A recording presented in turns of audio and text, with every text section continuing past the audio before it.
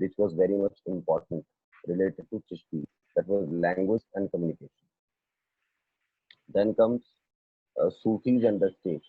Sufis and the state का मतलब होता है कि भाई अब चिश्तियों से ही जुड़कर ये चौथा फोर्थ फैक्टर है कि सूफीज क्या थे और उनका रिलेशन स्टेट के साथ क्या था।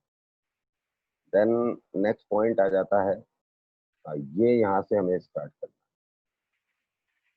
अब इसको देख लेते हैं। नहीं नहीं, एक बच रहा है हमारा ये सूफीज एंड द स्टेट, यानी कि अब हमें ये देखना है कि ये चिश्तियों का जो डिवोशनलिज्म वाला क्राइटेरिया है, यहाँ पे हमने 3 टॉपिक्स कंप्लीट कर लिए हैं, लैंग्वेजेस एंड कम्युनिकेशन, चिश्तियों का डिवोशनलिज्म, उससे पहले चिश्तियों की खानकाह के बारे में हमने पढ़ लिया।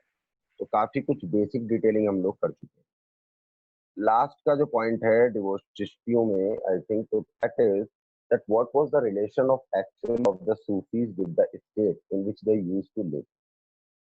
यानी कि सिंपल है भाई कि राज्य में रहने वाले सूफियों का अपने राज्य से अपने स्टेट से रिलेशन क्या होता था। तो पहला पॉइंट ले लेते हैं।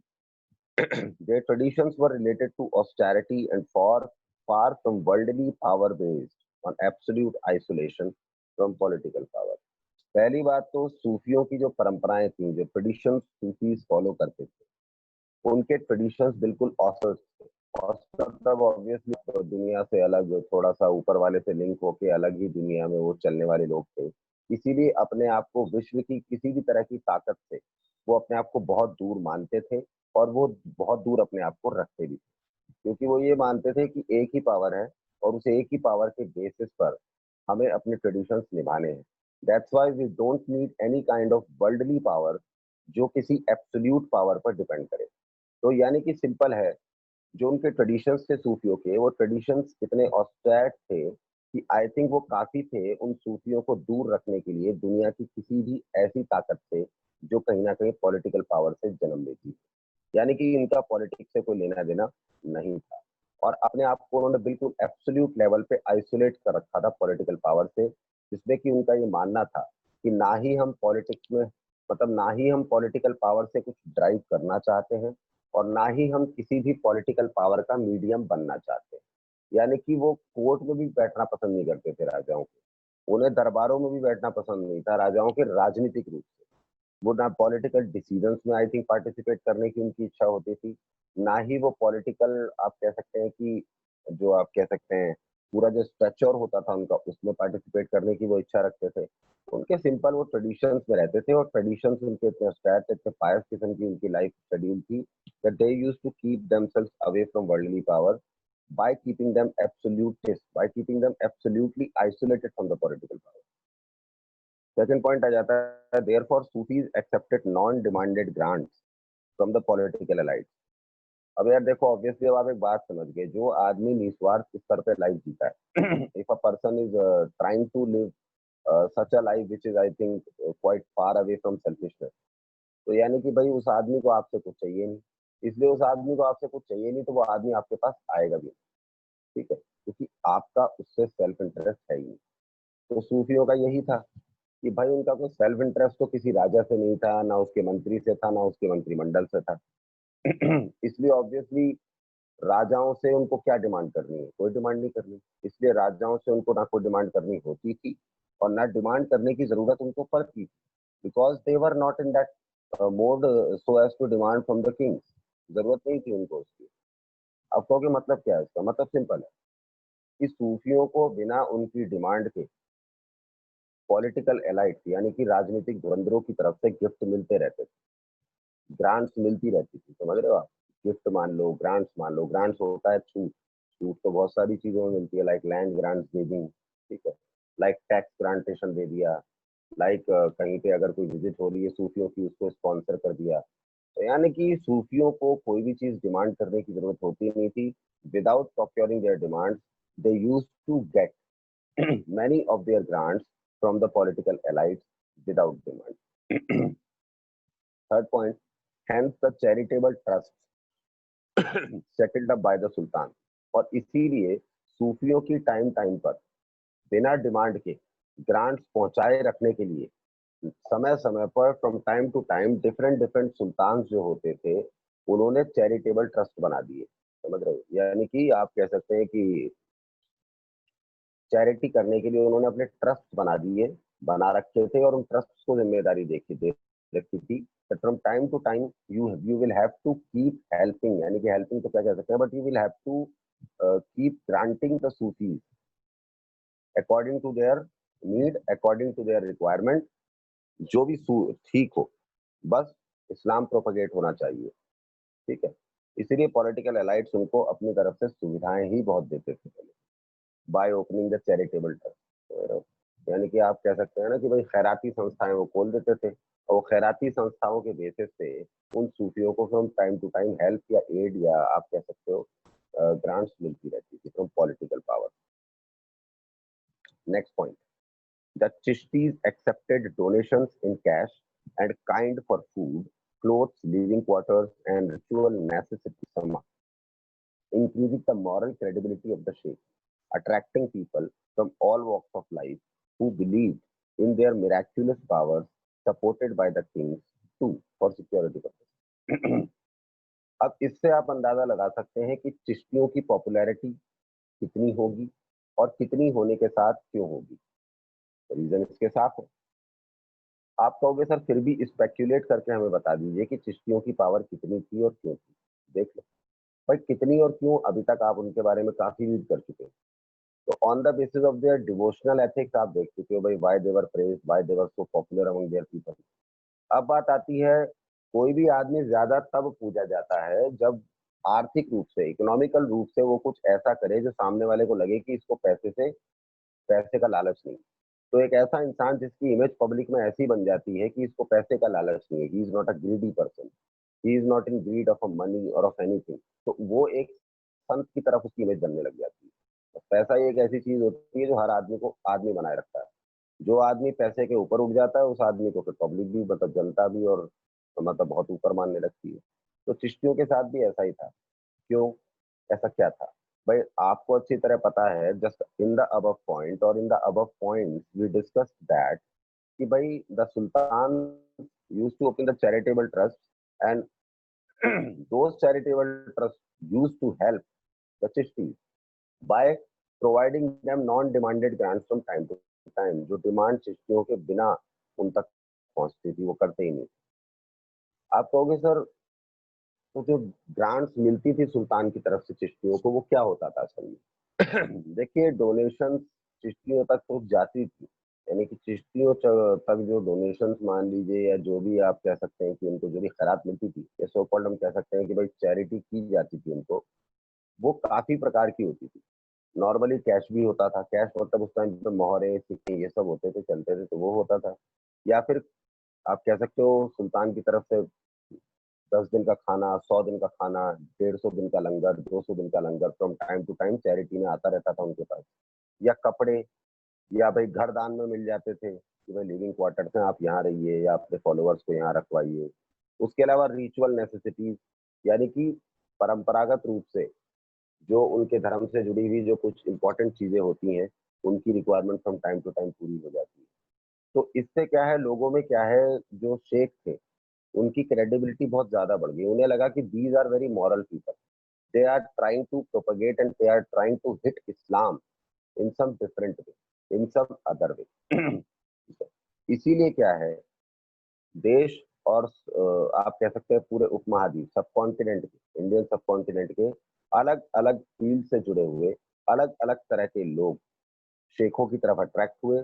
और शेखों की तरफ अट्रैक्ट होने के बाद उन्होंने जब शेखों के लेक्चर सुने और शेखों की लाइफ के बारे में जाना, तो कहते हैं ना भाई कि किसी इंसान के बारे में इतना जान लिया कि पैसे से भी लालच नहीं है, यही पड़ा रहता है, ऊपर वाले का नाम लेता रहता है, तो कुल मिला के उस पर 50-60% तो आधा वैसे ही आप उसको इतना अलग मान लेते हैं कि बस वो कुछ आपको कर दे और आपका धोखे से कुछ अच्छा हो जाए तो आप उसको खुदा से या भगवान से नीचे नहीं मानेंगे। तो इसीलिए वही होता था कि वहां पर इतना उनको प्रेस मिल जाता था, ये लोग इतना उनको मानने लगते थे कि अगर वो लोग उनसे कुछ पूछते भी थे, एंड इफ आफ्टर दैट अगर वो कुछ बता दें, एंड इफ आफ्टर दैट जो है कुछ सच में किसी का अच्छा हो जाए, तो बस लोग ये कहते थे भाई कि इनके अंदर तो मिरेकल पावर है। तो एज अ रिजल्ट इस तरीके से वो मिरेकुलस भी हो जाते थे चिश्ती जी, और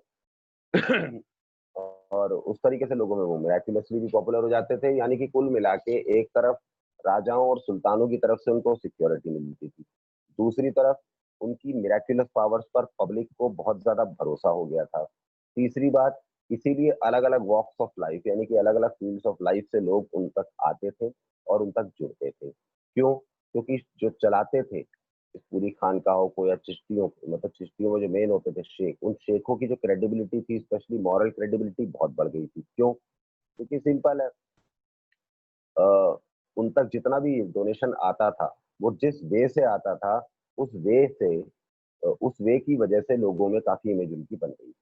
लाइक कैश में आ रहा है और वो जितना भी आता था वो सारा ड्राइव हो जाता था। वो सारा आई थिंक लंगर में चला जाता था, वो सारा डोनेट होता था किसको, दरगाह को, दरगाह डोनेट कर देती थी किसको, लोगों को।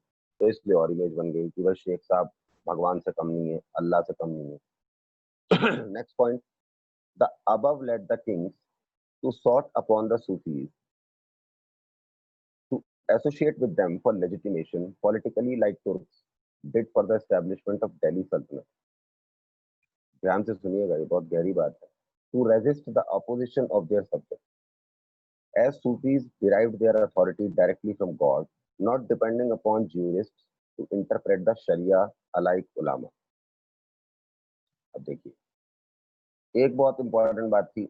अब ये जो ऊपर जो चीज देखी, राजाओं ने, सुल्तानों ने देखी कि भाई अभी तक तो हम ही पॉपुलर हुआ करते थे, लेकिन अब सुल्तानों को ये बात समझ में आने लग गई थी कि that if we are politically popular then these people are morally very popular.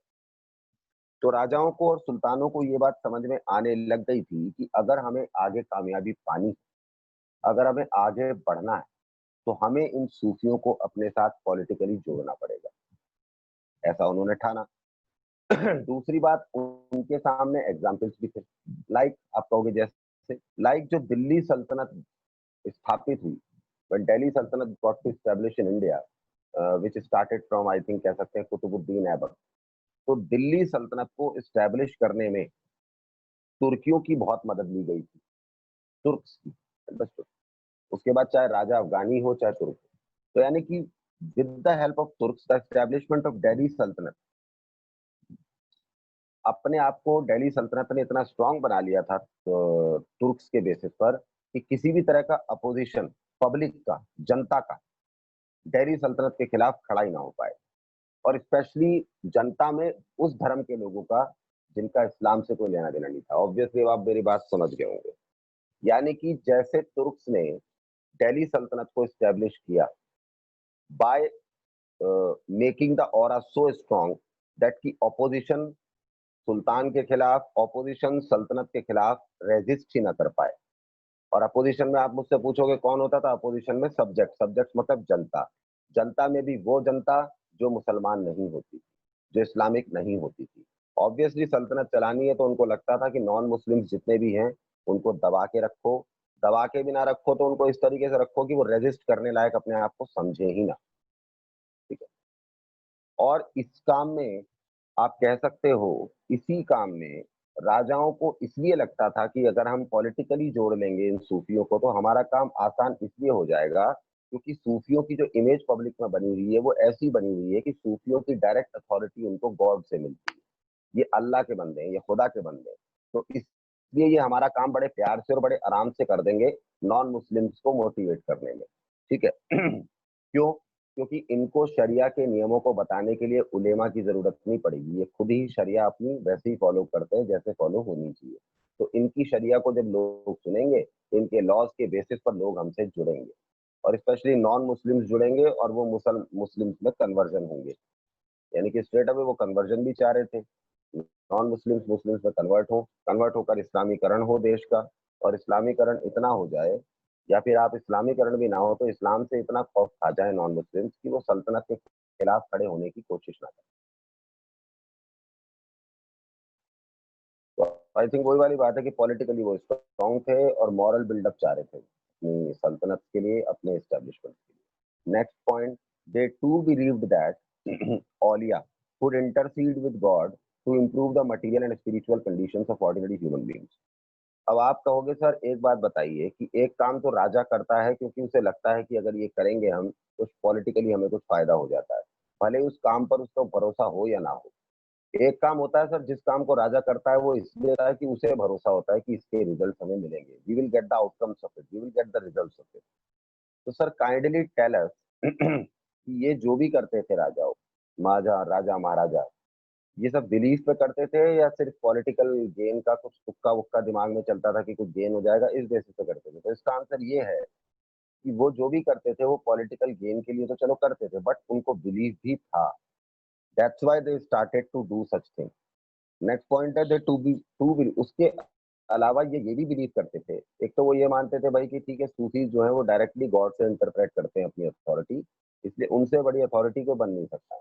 Second point, वो ये भी मानते थे कि जो सूफियों में औलिया होते हैं, औलिया किसको बोलते हैं? लीडर्स, ठीक है ना? यानी कि इस्लाम को प्रोपेगेट करने की जिम्मेदारी जो निभाते हैं, औलिया हम कह देते हैं कि एक तरीके से औलिया को हम ऐसा भी कह देते हैं एजुकेटेड लीडर, पढ़ा लिखा, बहुत ही इल्मदार, बहुत ही नॉलेजेबल, लाइक दैट। तो उनका ये भी मानना था कि जो इस्लाम के औलिया हैं, लीडर्स हैं, जो इन शेखों को फॉलो करते हैं, जो इन चीजों को फॉलो करते हैं, वो खुदा से डायरेक्ट बात कर सकते हैं, ठीक है? ये मानना था सुल्तानों का, ऐसा नहीं कि वो जबरदस्ती नहीं, मानना था, उनका मानना था कि जो औलिया होते हैं, जो इस्लाम को सच्चे दिल से प्रोवाइड कर रहे हैं, उनका खुदा से कनेक्शन वो बना लेते हैं, और खुदा से कनेक्ट बनाकर वो मटेरियलिस्टिक कंडीशंस को भी इम्प्रूव कर सकते हैं ह्यूमन बींग्स की, और स्पिरिचुअल कंडीशंस को भी ह्यूमन बींग इम्प्रूव कर सकते हैं। यानी कि they can improve human beings spiritually also, and they can improve human beings materialistically also. As this thought was considered by whom? By the kings. By whom? By the sultans. For whom? For the awliyas. What awliyas? Leaders. What leaders? Leaders? Leaders, those leaders who were propagating Islam. Yeah, who were holding a responsibility to propagate Islam on the basis of the teachings obtained from the Sheikh. Next point. Thereby constructed their tombs under the vicinity of Sufi shrines and hospices. इसीलिए इसीलिए जब सूफियों की या मौत हो जाती थी, या सूफी जब चले जाते थे, understood? तो उनके जाने के बाद आप कह सकते हैं उनकी मस्जिद बनवाना, उनकी मजार बनवाना, मजार हम कह सकते हैं वही दरगाह टाइप या फिर मरकज, ये सब राजा महाराजा कराते थे कि सूफियों की याद में, सूफियों के एवज में उनके मरकज बनवा दिए। सिंपल मैं कह सकता हूँ उनका कंस्ट्रक्शन करा देते थे, उनकी मरकज का, उनकी समाधि का, मतलब उनके आप कह सकते हैं कि कब्र का, कब्र लगा के उसके ऊपर टॉम्स लगा दी, मस्जिद बना दी, जिससे कि अब जो है ये हॉस्टाइज बन जाए, फला फला सूफी की ये जगह बन जाए कि भाई साहब हाजी अकबर अलुद्दीन बहुत बड़ी मजार है, कहाँ सिचुएटेड है भाई साहब? खोले के हनुमान जी के ऊपर, लाइक दैट। तो बस वो वैसी पॉपुलर हो जाती थी। Now coming on to next point. Both the kings and Sufis often conflicted on some rituals of their wish to be performed for them, like prostration and touching the feet. कुछ चीजों पर राजा और सूफियों को कॉन्फ्लिक्शन हो जाता था। आप कहोगे सर मतलब? मतलब सिंपल ये है कि राजाओं को और सूफियों को कुछ मामलों में कॉन्फ्लिक्शन आ जाता था कि कुछ चीजें सूफी चाहते थे ऐसे फॉलो हो, और कुछ उन्हीं चीजों को राजा महाराजा और सुल्तान जो होते थे, उनके महाराजा तो कुछ थे नहीं, उनके जो सुल्तान होते थे वो चाहते थे किसी और तरीके से फॉलो। और ऐसे रिचुअल्स बहुत थे, लाइक टचिंग द फीट। जैसे आपको शायद मालूम हो कि मुगल्स एरा में पैर छूने की बहुत प्रथा थी, तो इस पर विचार सूफियों के अलग थे और किंग्स के अलग। पैर छूने किसकी प्रथा थी? ये सुल्तानों ने स्टार्ट करी थी। वैसे तो ये कहते थे साहब कि खुदा के अलावा किसी के सामने झुकना नहीं चाहिए, और झुकाने की और पैर छुआने की प्रथा भी इन्होंने शुरू की।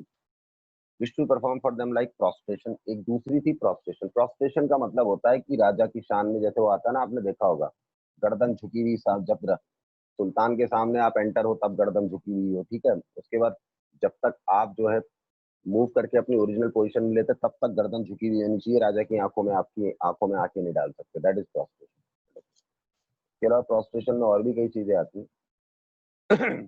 तो इन रिचुअल्स पे, इन परंपराओं पे, इन ट्रेडिशंस पे अलग थॉट्स थे सबके। Next point, Sufi sheikhs often sounded with great titles like Sultanul Mashaikh for Nizamuddin by the followers. उसके अलावा अब आप समझ सकते हैं कि सूफियों की क्या पहचान थी। इसके अलावा आप ये भी समझ चुके हैं, you must have understood that what was the importance of Sufis, what was the strength of Sufis which motivated sultans yeah, which motivated the sultans of Delhi Sultanate so as to take the help, yeah, so as to take the support from these Sufis, so as to make their sultanate, yeah, make their establishment much more stronger and much more protected in terms of the support from the public. ठीक है. इसीलिए अब क्या होता था कि इन सूफी संतों की जो हम बात कर रहे हैं, इन सूफी शेखों की जो हम बात कर रहे हैं, उनको टाइटल्स भी बड़े अच्छे-अच्छे दिए जाते थे, लाइक सुल्तानुल मशीक. निजामुद्दीन जो थे, आपको ध्यान हो, दिल्ली वाले जिनकी मज़ार दिल्ली में है, उनको सभी शेखों का सुल्तान माना जाता है कि भाई एक तो राजनीति में सुल्तान होते हैं और एक खुदा बंदा खुदाई में अगर सुल्तान कोई है सभी शेखों का, तो वो कौन है? निजामुद्दीन जी. इसलिए उनको टाइटल क्या मिला? Sultanul Mashaikh by the followers. और ये टाइटल दिया किसने? ये title, this title was given to Shri Nizamuddin ji as sultan of sheikhs, और we can say as Sultanul Mashaikh by the followers of Nizamuddin Chishti Sahab. तो निजामुद्दीन चिश्ती साहब के फॉलोअर्स उनको इतना मानते थे कि उनको ये टाइटल दिया उन्होंने. उसके अलावा उनके बाद भी उनके जो फॉलोअर्स में अगर कोई आगे शेख बना होगा तो उनको भी टाइटल मिला होगा.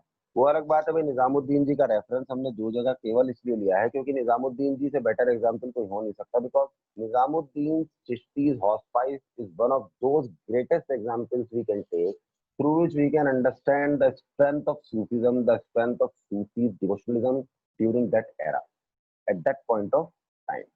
So I think for today it is complete. Now I would like to request all the students to come onto the screen.